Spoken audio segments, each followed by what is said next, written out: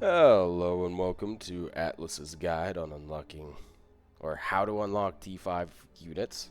Not really a guide, it's just how do you unlock T5 units, how do you see who has kind of T5 units, that kind of stuff is what we're going to be chatting about in today's video. So what kind of are tier 5 units? So if we look here, tier 5, so you have starting off with your regular swordsman, and then you can click and look at the different T5s. If you click the eye up in the top right hand corner, you can see the stat difference between all the different types of units. One thing that I do want to point out is that T5 do have a slower march speed than tier 4. So they have a slower base march speed than T4. But other than that, all of the stats for tier 5 are going to be higher than your tier 4. So you can go look at that. I mean, you could take your Celestials, you could take whatever. Just click the eye in the top right, and then you can compare. So 130 base march speed versus the 137.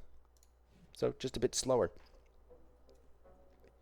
So don't look at down here where it says I have 29 days. It does not actually take that long to train up a tier 5 troop. It's not 29 days. So you want to know, like, one of the biggest questions that I had in season 1 was like, what are the prerequisites for getting tier 5 units? So on your military tech tree, what's the prerequisites to unlock these T5 down here? So starting off with buildings, of course what you're going to need is you're going to need the College of Order to be level 25. That is going to be the biggest hurdle and biggest recommendation that I give all players, is the fastest way to get T5 units is going to be to get this College of Order.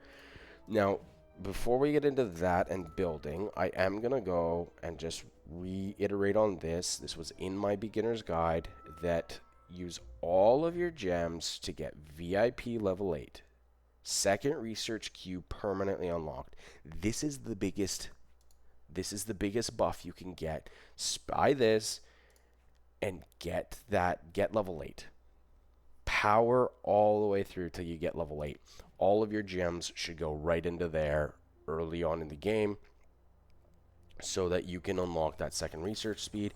That's going to cut in half, because you're doing twice as much research now than it will be if you didn't have that. So that's where all of your beginner gems go, regardless if you're free to play, low spender, anything like that. Get VIP level 8, and then I wouldn't buy any more VIP levels personally, and just let it go up with your alliance. So starting with buildings here, College of Order is going to be the biggest thing that I'm going to recommend, is you rush to level 25. And the reason for that is you could see here the level 1 College of Order gives you 0.5% more research buff.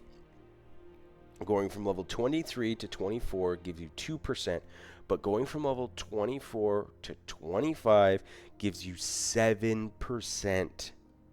7% research speed bonus. So that's a flat 7%. That is absolutely amazing and fairly necessary to get your big research times lower. So that's the big one. So to get your College of Order, though, however, to level 25, you need both your Rally Beacon and Watchtower to be level 25. I think you actually need Watchtower 25 to get Rally Beacon 25. That's going to be one of the two biggest hurdles for reaching T5 that I know of, is both of those buildings. Now, if we go here, trade, you need the Sentinel Arrows and the Treaties. So you need enough Sentinel Arrows and you need enough Treaties to level both of those to 25. And that's the biggest thing, and that's why I purchased Hosk. I wasn't going to use Hosk. I wasn't going to play with Hosk. My plan was to use Nico, but that's why, is buying the Treaties, you just get Hosk as kind of a reward there. So I went out and bought the Treaties, and so I got Hosk. So that's kind of that. So also touching base is you need one of every building level 25. So let me repeat that. You need one of every building level 25. So if I have 4 hospitals, I need one of them to be level 25. If I have, your mint, you need one of them 25. You need your lumber mill 25, foundry 25, your mana refinery level 25. The rest could be level 1.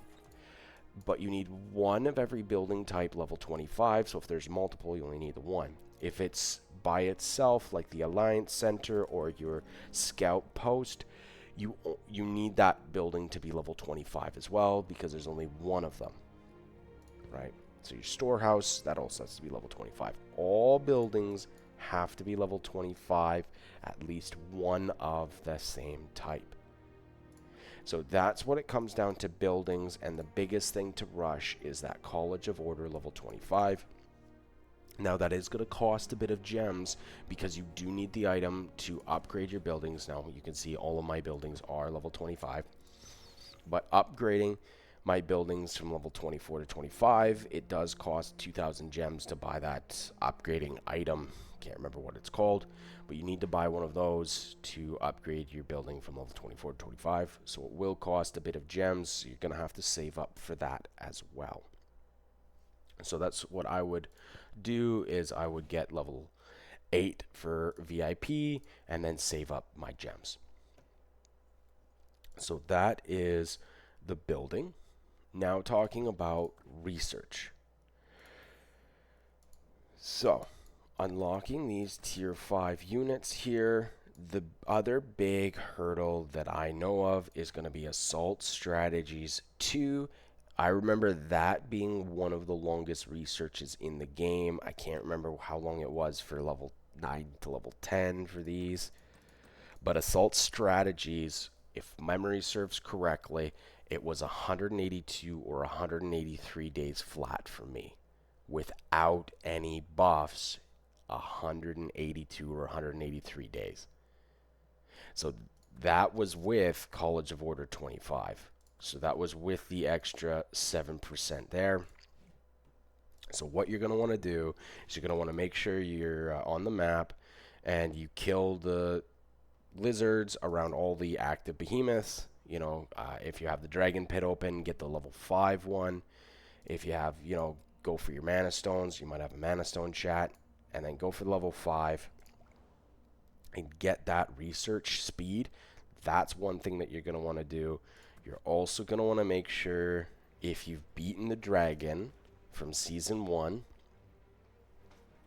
or you're in season 2 plus, go to your titles and make sure you just claim your high scholar. You go there, you apply, and you get that additional 5% research speed there as well. So make sure you're stacking as many research speed buffs as possible to acquire your T5. Now for prerequisites for science, your urban defense, your urban assault, all of these side trees, your first aid, your defense formation, all of this has to be level 10. Everything has to be maxed out. That includes, on the far side of supply chains, has to be level 10. So make sure you are also beelining it to your scholarship too, because research speed 15%, that's going to be huge. So make sure you're absolutely focusing on getting scholarship 2 all the way up to max level 10, and everything else needs to be maxed to level 10 here. So your whole economy tree, everything in the economy tree has to be level 10 or whatever's the maximum. So this is max 5, has to be maxed out.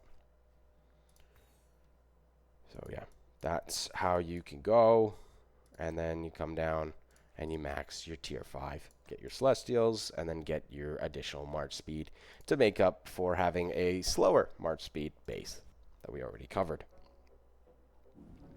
So how can you tell if someone has tier 5 units? So there is a difference in what the unit looks like. So we'll just go out here, we'll deploy, create. So first off, we'll send 65k swordsman out there. And you can see that's kind of what they look like. Send it back. Boy, V8, 1. Boom. And then you see now they're in gold. They look fucking badass. They look awesome. That's your T5 units. So you can see there's a visual difference between the different types of units. So that's one way. But now, if they're mixed up in a huge battle, how can you tell? How do you tell that they're T5s? Well, another way that you can look at the scoreboard and kind of roughly guess whether someone has tier 5 without scouting that legion directly is looking at the rankings. So I'm going to make a video on 666 and everything later on, so you'll have to stay tuned for that. But Kiyomi, who was called Zinshu in season 1, 666, later the God of War Kiyomi, the legendary calf Kiyomi, actually unlocked his T5 mages first, and he was the first one to unlock T5. So he got his T5 mages first, and he did that at 35 million power. So 35 million power was when he unlocked his T5 mages. Now, what he did, from my understanding, is all of his buildings were, he had the prerequisite of everything level 25, except for everything else was level 1. So he put no other levels in that, got his everything else to 25. And then for science here, he didn't level up any of these. So all of these were 0 out of 10, and he just went and leveled up his mages and then got his mages to tier 5. So that's how Kiyomi did it, and he was the first one to unlock T5, and that was I believe that was at 35 million power, basically exactly is what he had. So roughly around 35 million power is when it is potential for someone to unlock T5 units in Season 1. Now, for me personally, I unlocked my Ballistas and my Swordsman Tier 5 at the exact same time, and I was between 41 and 42 million power. Okay? So for me, Season 1, I was between 41 and 42 million power, and that is when I unlocked my first T5 units, but I unlocked 2 at the exact same time. And I also pretty much beelined it. I had a few points in these, but other than that, I pretty much beelined my infantry and my archers. I was going to be an archer main. Story for another time.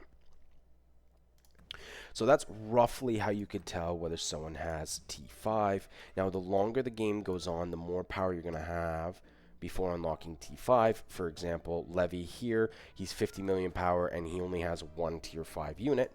Because the more of these buildings you have unlocked, the more time that's passed, the more troops you've trained up, the higher your power is going to be without having T5. For example, a free-to-play low spender might have 50, 60, 65 million power before they unlock their tier 5 units. So hopefully that kind of makes sense to you, so you can roughly look at the scoreboard and be like, okay, this guy's at 60 million power, he's going to have 1 or more tier 5 fully unlocked there. So that's another way that you can kind of gauge whether somebody has T5. So obviously the longer the game progresses, the more power they're going to have before they unlock T5. But early game, your Season 1, you're going to have around a minimum of 35 million power before somebody will have T5. So that'll stop the rumors of like somebody having like 22 million power and being like, I have T5. That happens all the time. I see that like every season. Like every season start, somebody will rush 20 million power and then be like, I have T5, and then everyone will be like, oh, he has T5, there's no point in even playing. No, he has tier 4. He does not have T5. You cannot get T5 with that lower power. You have to have a minimum, beelining it to T5, you'll have a minimum of about 35 million power. Probably give or take based on the troops that Kiyomi trained, but that's what you're going to have, is roughly that for power.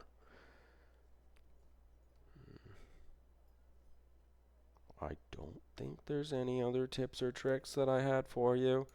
Oh yeah, talking about Strongest Lord. Forgot that one. So what I did is I made sure that when my buildings, when I used my speed ups, all of that kind of stuff, I double dipped and I waited for the Strongest Lord event, or here getting a legendary skin. As you can see, I've got the Night Rose, you know, Kingdom skin for my castle. So you want to wait and use your speed ups when you can double dip as well. That's just, I mean, it's clear and it's obvious, but I see a lot of players don't do that, and you're just missing out on potential rewards. So because Strongest Lord, I mean, that's almost 1/3, like getting first place is almost 1/3 of the tokens you need, or getting the absolute, legendary skin is huge.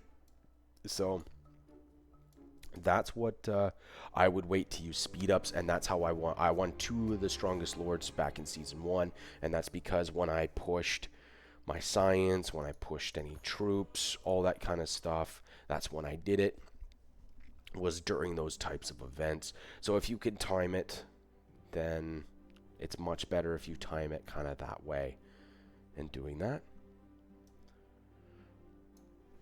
So yeah, talked about science. You need everything maxed out for science. Talked about buildings. You need 1 of each, 25. I think that's the recap. Oh, and tier 5. They are a bit longer to train, and they do cost more in resources to heal. So if I'm just going to show that quickly, of course, like your tier 1s are going to be less resources to heal than tier 2s and to train as well. That just makes sense, but there is a bit of a jump when it comes to T5s. As you can see, if I heal all 1.4 million of my troops, it's 183 million gold, 181 million wood. So just be cognizant, it will cost a bit more resources. Training up these tier 5 troops does cost a bit more than, training up some of the other tiers. So it is just something else to keep in mind. So yeah, hopefully that helped you guys.